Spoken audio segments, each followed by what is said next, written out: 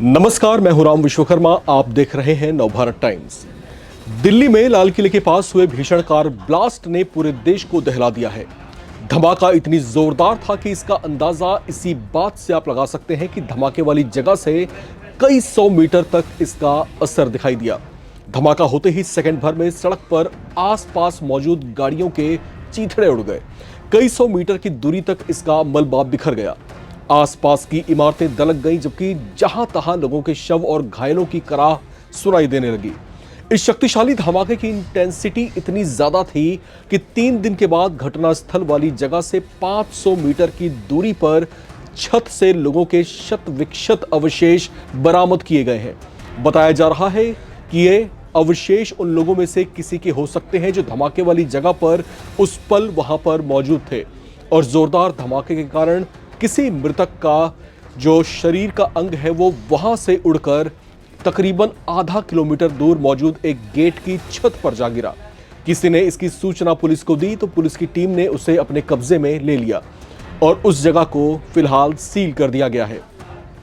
अब लाल किले के पास हुए भीषण ब्लास्ट का खौफनाक मंजर 3 दिन के बाद भी दिखाई दे रहा है। धमाके वाली जगह पर शत विक्षत पड़े वाहनों को उसी जगह पर छोड़ा गया है, जिसे सफेद पर्दे से चारों ओर से घेर दिया गया है। वहीं धमाके के 3 दिन के बाद एक हैरान करने वाला दृश्य दिखाई दिया, जब धमाके वाली जगह से करीब आधा किलोमीटर दूर शरीर के टुकड़े बरामद किए गए। इस धमाके में मारे गए लोगों की जो पोस्टमार्टम रिपोर्ट आई है वो भी बेहद परेशान करने वाली है। दिल्ली धमाके में कुल 12 लोगों की मौत हुई। इन लोगों के पोस्टमार्टम रिपोर्ट में सामने आया कि उनकी हड्डियां टूट गई।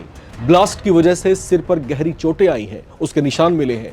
ब्लास्ट इतना जोरदार था कि कुछ शवों की आंतें तक फट गई, कान के पर्दे भी फट गए। ब्लास्ट की तरंगों की वजह से पेट के भीतर की जो हिस्से होते हैं उनको भारी नुकसान पहुंचा। धमाके से मृतकों के कान के पर्दे, फेफड़े और आंतों तक को जो है भारी नुकसान पहुंचा है। ये बातें ये समझने के लिए काफी हैं कि ये धमाका कितना जबरदस्त रहा होगा, जिसकी चपेट में जो लोग आए वो किस तरीके से शत विक्षत हो गए। पोस्टमार्टम रिपोर्ट में यह भी सामने आया कि जिनकी मौतें हुई हैं उनके ज्यादातर जो मौत हुई है उसकी वजह खून का ज्यादा बहना है। धमाके की वजह से लोगों की बॉडी दीवारों से भी टकराई, गाड़ियों से टकराई और वहां पर मौके पर ही उनका दम निकल गया। दिल्ली ब्लास्ट के बाद जो सीसीटीवी फुटेज सामने आई है उसमें जांच के बाद पता चला है कि i20 कार चलाने वाला शख्स कोई और नहीं था बल्कि डॉक्टर उमर था। मेरे शब्दों पर आप ध्यान दीजिएगा, डॉक्टर उमर था। ये व्यक्ति पढ़ा लिखा क्वालिफाइड डॉक्टर था जो उस दिन उस कार के भीतर मौजूद था जिसमें भारी मात्रा में विस्फोटक रखा गया था। उसके शव की शिनाख्त के लिए उसकी मां के डीएनए के साथ उसकी मैचिंग की गई है, जिससे ये बात कंफर्म हो गई है कि वो डॉक्टर उमर ही था। फरीदाबाद डॉक्टर टेरर मॉड्यूल की जांच में अब तक सामने आया है कि इस मॉड्यूल के पास कुल 4 कारें थीं। एक शाहीन की डिजायर थी, दूसरी i20 जो ब्लास्ट हो चुकी है, तीसरी इको स्पोर्ट्स जो 12 नवंबर को बरामद की गई, जबकि चौथी गाड़ी ब्रेजा है।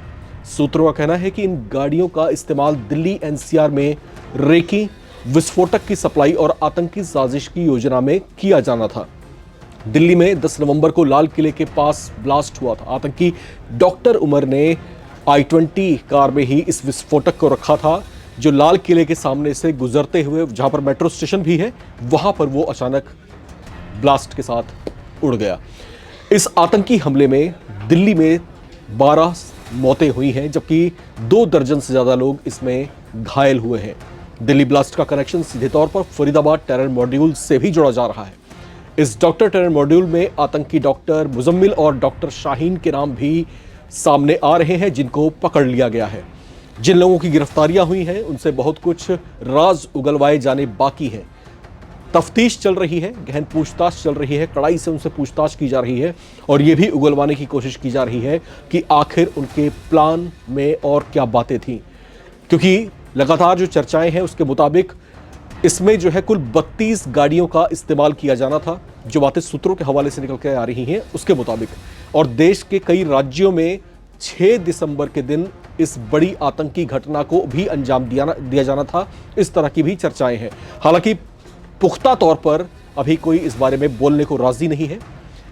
जो बातें हैं सूत्रों के हवाले से है, चर्चाओं के आधार पर है, लेकिन यहां पर जो आप नागरिक हैं आपकी भी भूमिका बेहद महत्वपूर्ण है इस समय, क्योंकि देश की राष्ट्रीय राजधानी में इस तरह का बड़ा धमाका हुआ है और दिल्ली से ही लगते फरीदाबाद में बड़ी मात्रा में विस्फोटक जिस तरीके से बरामद किए गए हैं और जिन लोगों को गिरफ्तार किया जा रहा है वो भी इस समय जो है बहुत कुछ उगलने बाकी हैं। तो ऐसी स्थिति में बतौर नागरिक आपको भी सचेत रहना है।